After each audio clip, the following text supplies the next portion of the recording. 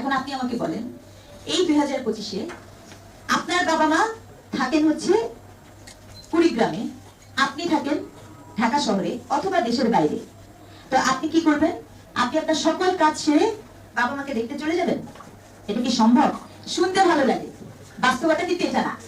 কাজে এই বাস্তবতা কি? বাস্তবতা হচ্ছে রাষ্ট্রকে দায়িত্ব নেওয়ার কথা ছিল আমার বৃদ্ধ জনগোষ্ঠীর, আমি যেন আমার যে বৃদ্ধ বাবা মা তিনি যেন ওই সুবিধাগুলা পেতে পারেন। আপনার দৌড়ে দৌড়ে সেই দায়িত্ব পালন করার কথা না। আপনি কি জানেন আপনাকে এইগুলা কেন শেখানো হয়েছে? যাতে করে রাষ্ট্রের এখানে দায়িত্ব না নেওয়া লাগে। মিশেল ফুকো আমার খুব পছন্দের দার্শনিক।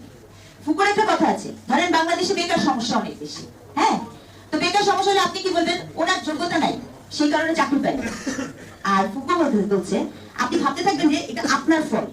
বাস্তবতা হচ্ছে রাষ্ট্র আপনাকে শেখাচ্ছে ওর কর্মক্ষেত্র তৈরি করার যোগ্যতা নাই, কিন্তু আপনি সেখানে প্রশ্ন তুলবেন না।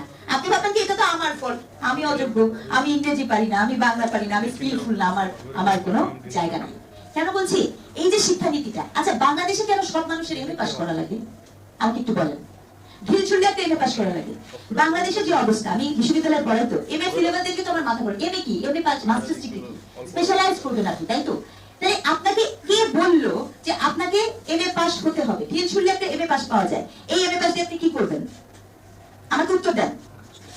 আপনি আমাকে উত্তর দেন যে এই আন্দাজ আপনার কেন আসলো? ওই এমএ তে যারা পড়াশোনা করে, ওই এমএ এর যে সিলেবাস, কারিকুলাম, সেটা কর্মক্ষেত্রে কারা মানে ব্যবহার করতে পারে? সেটা আপনি যারা উচ্চশিক্ষায়